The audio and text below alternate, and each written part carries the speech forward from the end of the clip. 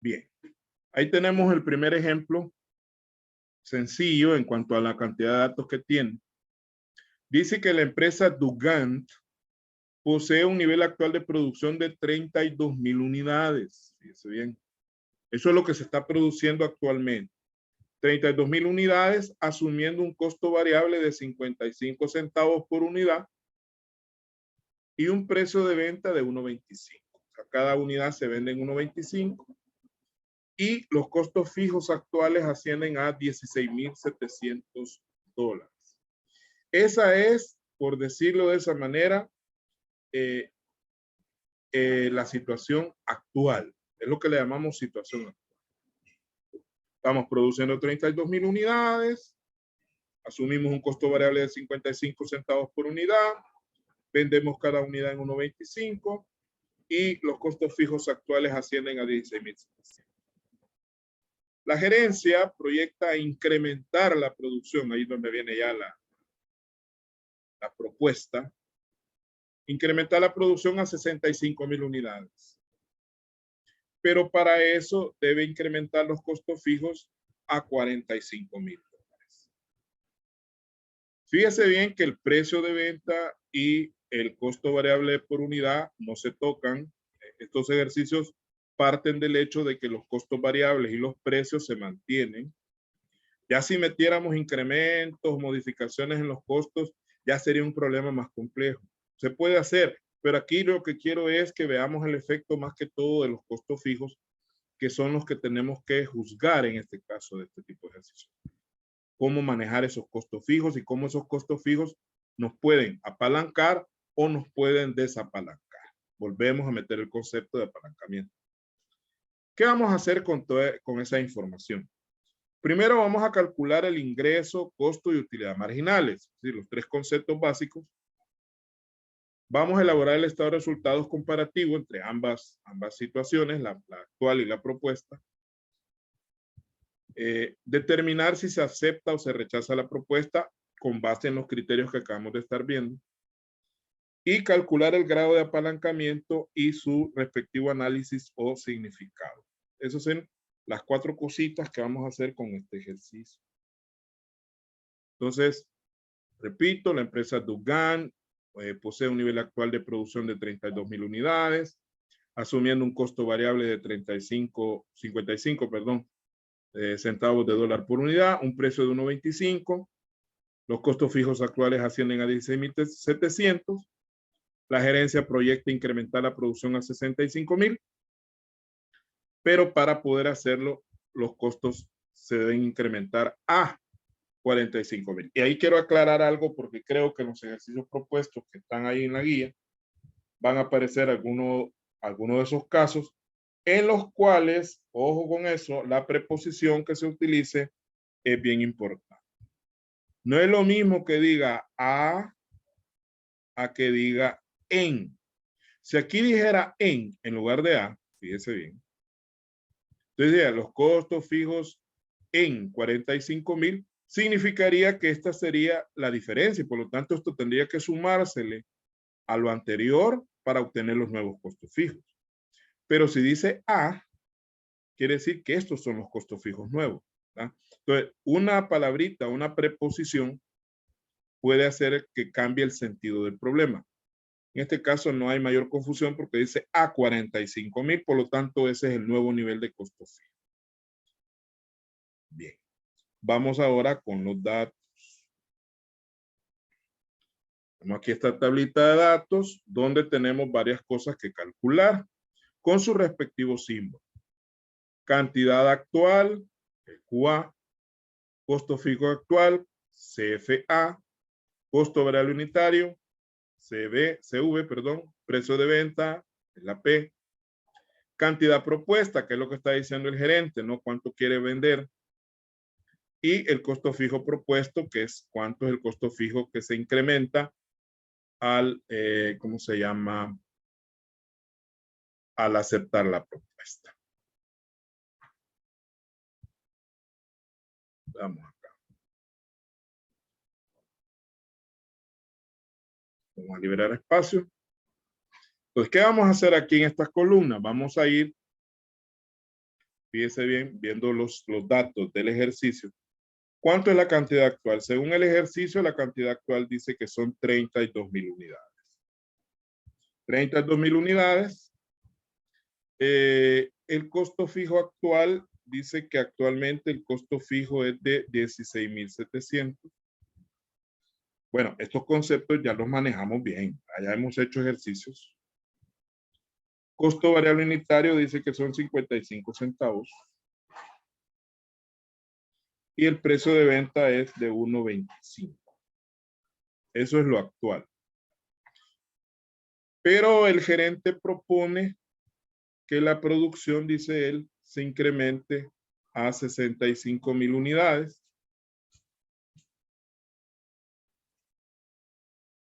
Prácticamente es más del doble. Y el costo fijo de la nueva situación serían 45,000 dólares. Entonces, aquí abajo ya está calculado los deltas. El delta Q, que sería el costo, la cantidad propuesta menos la cantidad actual, ¿verdad? 65,000 menos 32,000 nos da 33,000 unidades. Ese es el delta Q.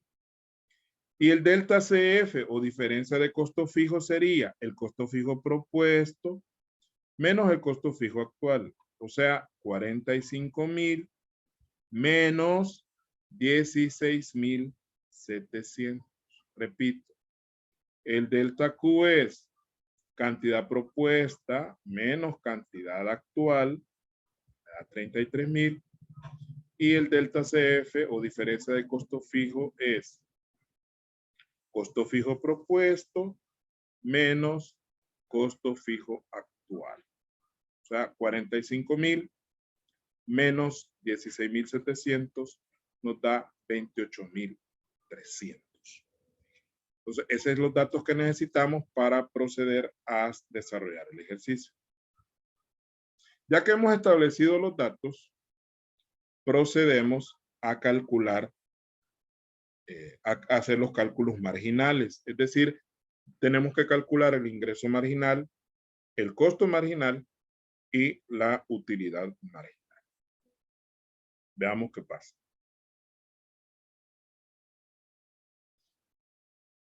Primero, necesitamos calcular el ingreso marginal. Y nosotros sabemos que la fórmula es ingreso marginal igual a precio por delta Q, que es la fórmula que estuvimos viendo hace un momento.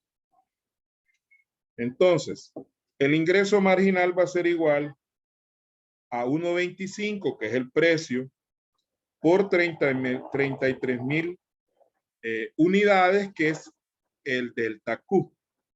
Acuérdense que el delta Q está acá, 33,000 unidades. Entonces lo que hacemos es multiplicar 1.25 por 33,000 y nos da un ingreso marginal de 41,250. ¿Qué es ese 41,250?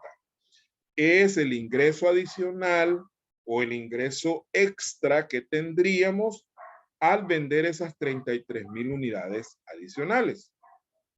Aquí estamos calculando solo el aumento que tendrían los ingresos, que serían 41,250 dólares. Ese es nuestro ingreso marginal. Luego que hemos calculado el ingreso marginal, procedemos a calcular el costo marginal. Entonces veamos el costo marginal.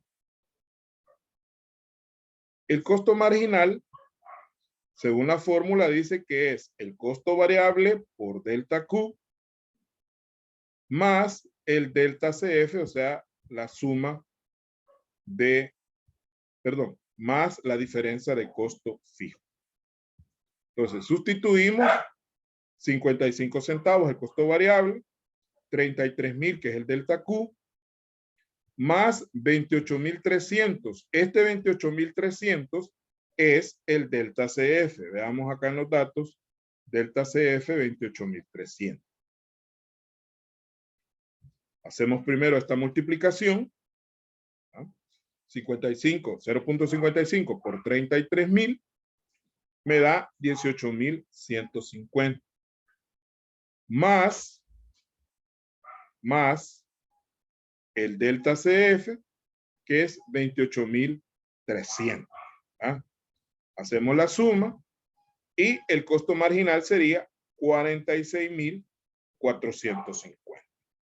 Significa que al incrementar esas 33,000 unidades adicionales de producción, nosotros deberíamos asumir un costo marginal de $46,450. Es decir, que desde lo que gastamos actualmente, tendríamos que gastar $46,450 adicionales. Ese sería nuestro costo marginal. Pero también necesitamos calcular la utilidad marginal. Y entonces la utilidad marginal la tenemos acá. Y nosotros hemos dicho que la utilidad marginal es igual al ingreso marginal menos el costo marginal. Es decir, ¿cuánto ingreso adicional tenemos y cuánto costo adicional tenemos? Entonces restamos a los $41,250 de ingreso marginal, le restamos los 46,450 de costo marginal. Y eso nos da una utilidad marginal de menos $5,200. Ahora, esto no quiere decir que vamos a tener una pérdida, no. Significa que de la utilidad actual que tenemos, de la utilidad actual que tenemos,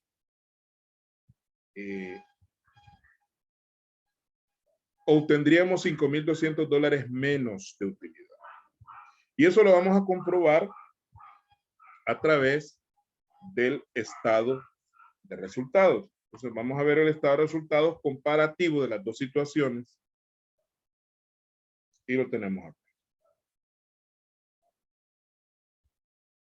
Bien. Tenemos nuestro estado de resultados. Los ingresos por ventas menos el costo variable, eso nos da el margen de contribución, eso menos el costo fijo nos da el resultado.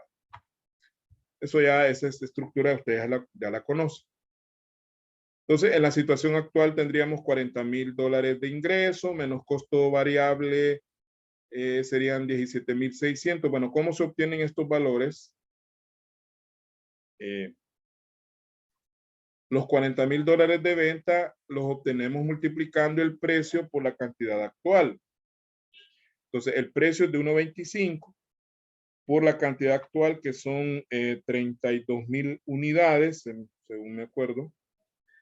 Aquí está, ¿verdad? Voy a hacer por acá un cálculo. Igual, precio por cantidad. Ahí me da los $40,000. El costo variable sería igual costo variable unitario por cantidad actual, me da 17,600.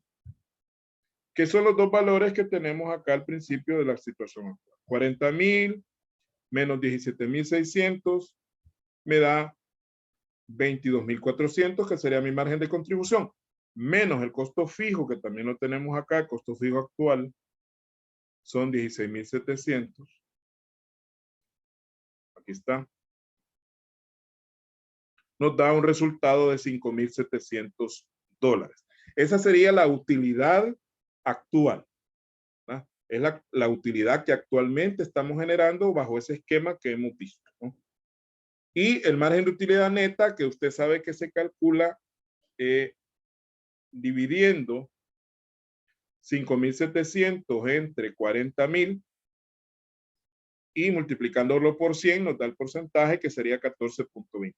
Eso significa que en la situación actual nosotros estamos generando $14.25 por cada $100 vendidos, o en otras palabras, 14 centavos y un cuarto por cada $1 vendido. Pero vámonos por cada 100, ¿no? 14 $14.25 por cada $100 vendidos.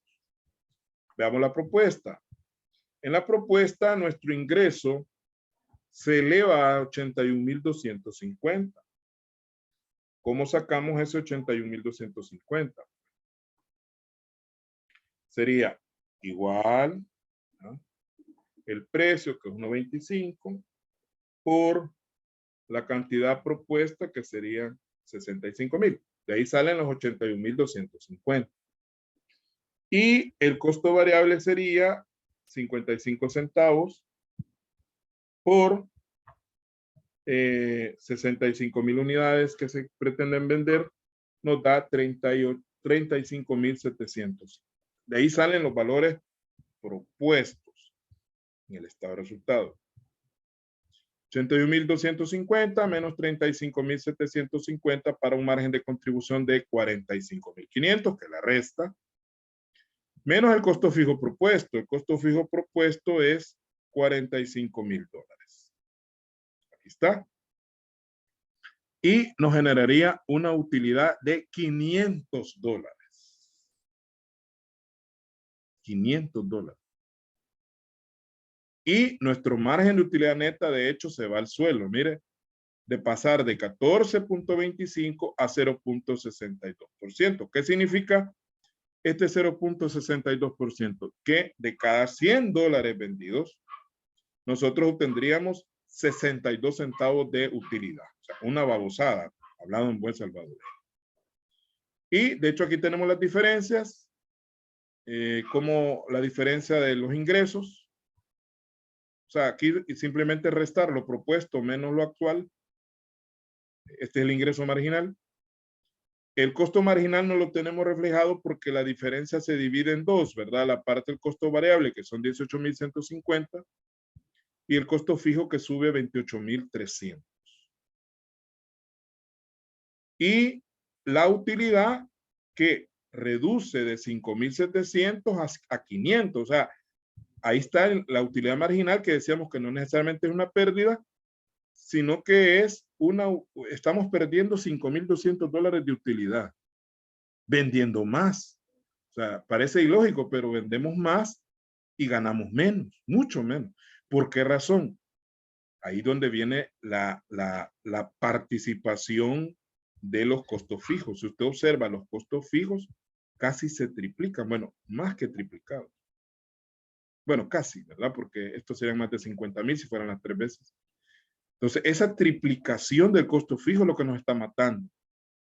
Si esos costos fijos adicionales fueran menores, no fueran $28.300 más, podría ser otra situación. Pero ese es el caso de esta situación. Entonces, solo con ver el estado de resultados, nosotros ya podemos decir de entrada, no, ¿verdad? Esto no conviene. Pero, sin embargo, se supone que el análisis de decisión se hace sin necesidad de hacer el estado de resultados. Yo hago el estado de resultados para que veamos con la evidencia de cómo queda realmente la situación con la cuestión de la propuesta. Pero veamos la decisión con base en los criterios que vimos. Y sacamos un resumen: el ingreso marginal, el costo marginal y la utilidad marginal, que era de menos 5.200. La retomamos aquí abajito. Utilidad marginal es igual a menos 5.200. Con base en eso vamos a tomar la decisión. ¿Y cuál es la decisión? Como la utilidad marginal es menor que 0, se rechaza, ¿verdad? Se obtiene menor utilidad, o en su caso se obtendría mayor pérdida, así que hubiera pérdida. Y eso está comprobado en el estado de resultados.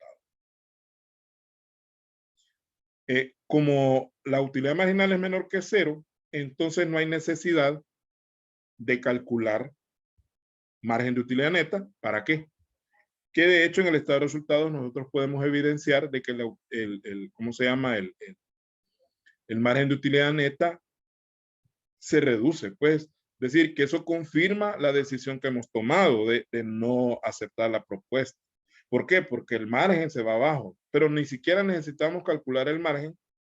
Con solo una utilidad marginal negativa se rechaza cualquier propuesta bajo esas condiciones.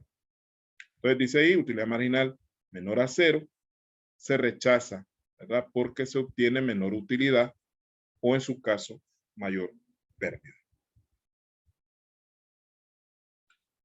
Todo este análisis se complementa con lo que es el llamado apalancamiento. Vamos a ver si nos da el tiempo para... Sí, creo que tenemos tiempo para el apalancamiento. Y lo vamos a definir primero y luego vamos a ver cómo se calcula.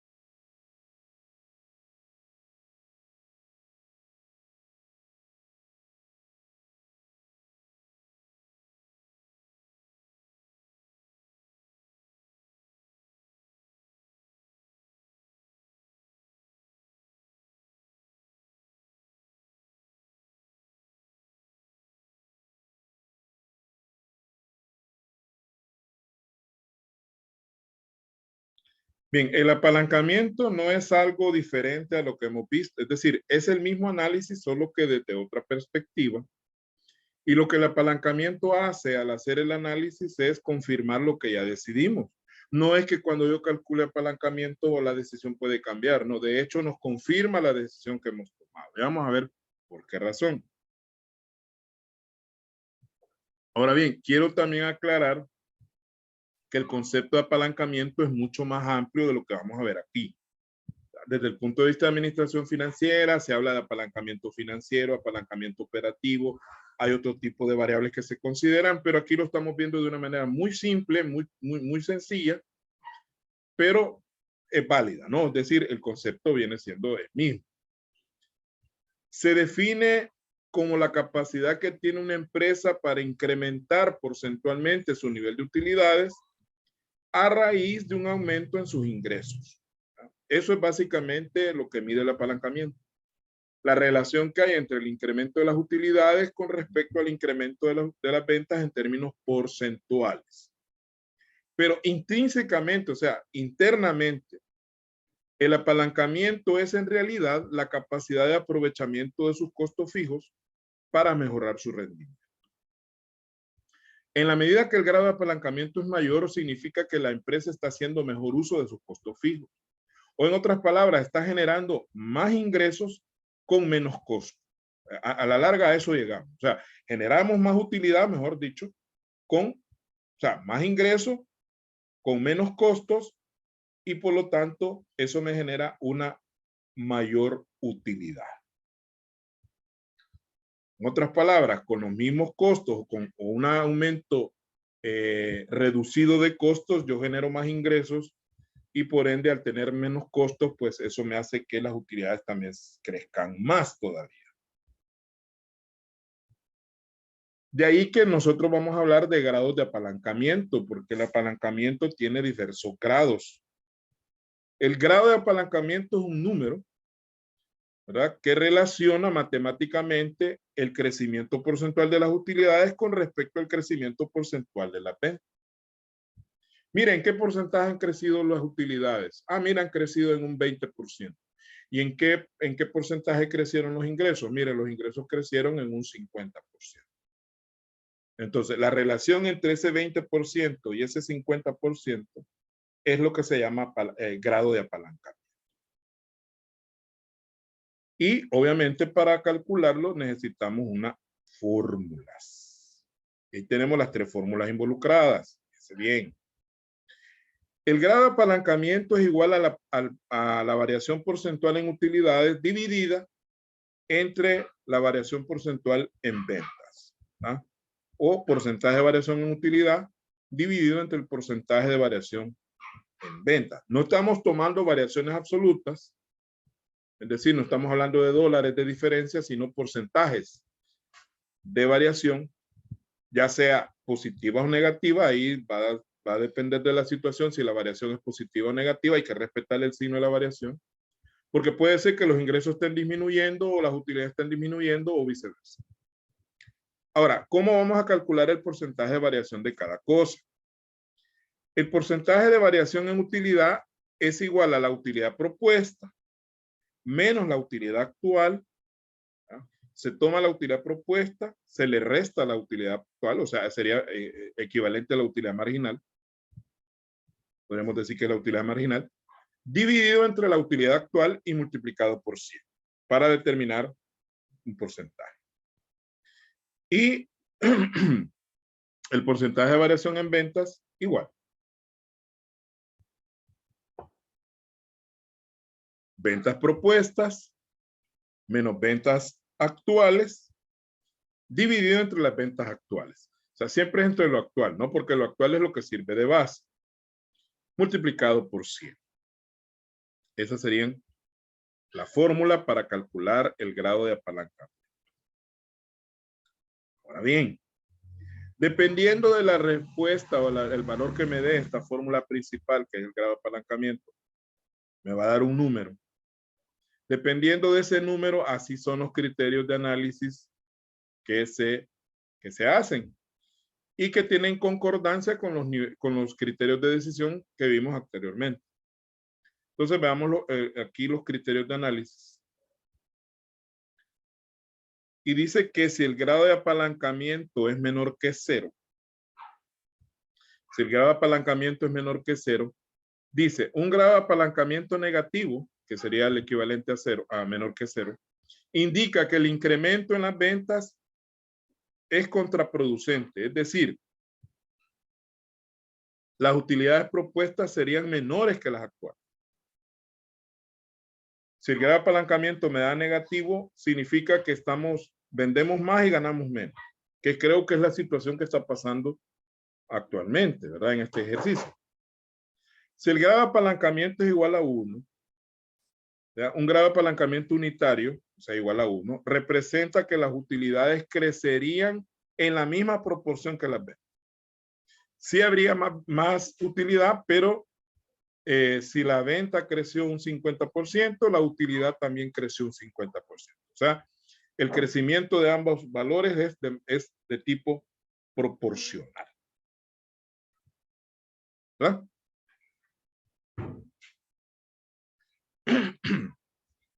Un grado de apalancamiento mayor a 1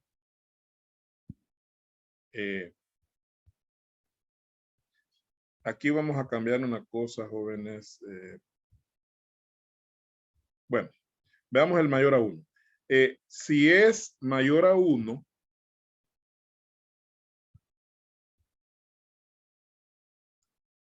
significa que las utilidades crecerán en una mayor proporción que las ventas. O sea, si las ventas crecieron un 50%, la utilidad creció un 75% o creció un 100%. Es decir, que el porcentaje de crecimiento de las ventas es menor al crecimiento de la utilidad.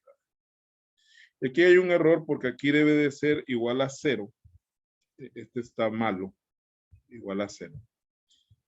No es dividido. Aquí está malo. Tiene que decir un grado de apalancamiento nulo.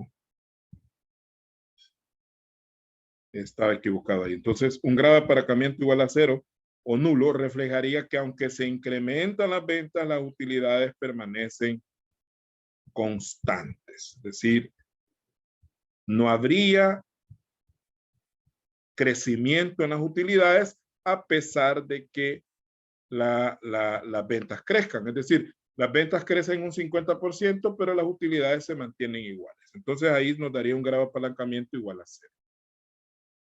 Esos serían los criterios de análisis que vamos a aplicar para el apalancamiento. Híjole, ya se me fue el tiempo. Bueno. Vamos a dejar esto de la explicación de esta parte para la próxima clase porque ya el tiempo se me va. De todas maneras, vamos a ver la otra semana 2 ejemplos más para que veamos los diferentes escenarios que se pueden dar, ¿no? En este caso, nos ha dado una situación donde la utilidad marginal es negativa y todo al final resulta de que hay que rechazar la propuesta. Muchas gracias por todo, nos quedamos por ahí y jueves 19, perdón, entrega del laboratorio. Muchas gracias, nos veremos. Solo, no se le olvide el PDF, porfa. Sí, cómo no, ahí se los envío.